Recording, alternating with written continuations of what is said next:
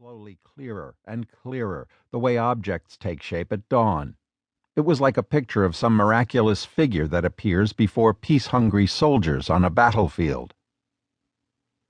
Journalist Pyle found a monstrous loveliness in his view of London, stabbed with great fires, shaken by explosions, its dark regions along the Thames sparkling with the pinpoints of white-hot bombs, all of it roofed over with a ceiling of pink that held bursting shells, balloons, flares, and the grind of vicious engines.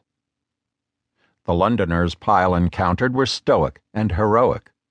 Bad as the St. Paul's Blitz was, even worse was to come. May 10, 1941, Ellen Harris, a Reuters reporter in the Houses of Parliament, recalled, was the night that London was set afire. German bombers dropped a combination of high explosives and incendiary bombs, which created massive firestorms throughout entire stretches of the city. Harris emerged from a shelter the next morning and picked her way over the smoldering rubble to get home and change her clothes. Along the way, a middle-aged man stopped her. "What are we going to do?" he asked her. "We can't go on like this. We've got to seek peace." He was practically in tears. "Do you realize," Harris asked him, "that you're playing right into Hitler's hands? This is just what he's setting out to do. If he can do this to you, to get you in this state, and you start on me and I join in, and go up the road and tell somebody, and you do the same to somebody else, now you'd get people in the state of mind, and their morale goes. What you've got to do is remember what I'm telling myself. This is my war effort, and this is your war effort. Buck up, we've got to keep going." "Thank you," he told her. "Thank you very much."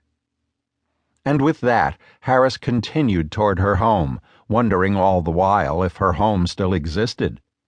She passed people moving children's prams which they'd filled with little things they'd rescued from their homes. There were no tears, nothing whatsoever, just firmness. We'll rescue what we can. They were all right, but what got me into tears was a birdcage, still hanging in a window with a little dead canary in it.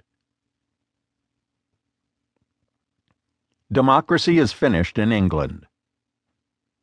All four grandparents of Joseph P. Kennedy Sr. came to Massachusetts dirt poor, in flight from the famine that devastated Ireland in the 1840s.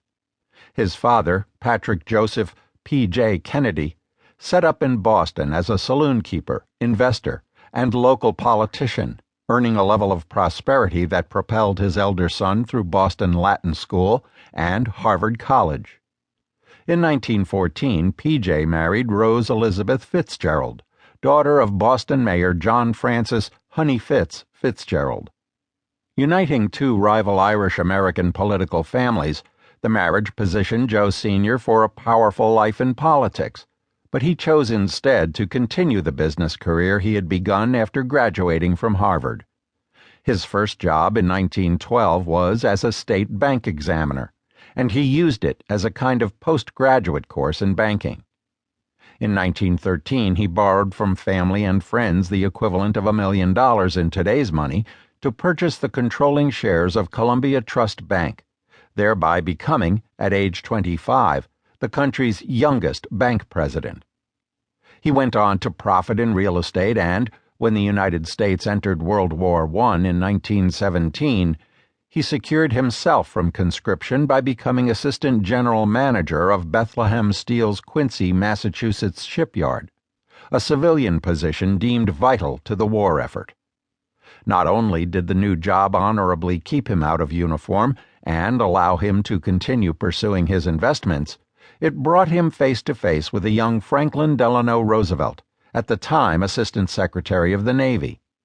Leaving the shipyard in 1919 after war's end, Joe Sr. became a stockbroker, riding the roaring 20s bull to a multi-million-dollar fortune, then making even more money when, acting on insider information, not illegal at the time, he anticipated the crash of 1929 by shorting a large portfolio of stocks. During the 1920s, Kennedy became a movie studio head and the owner of the Keith Albee Orpheum chain of more than 700 vaudeville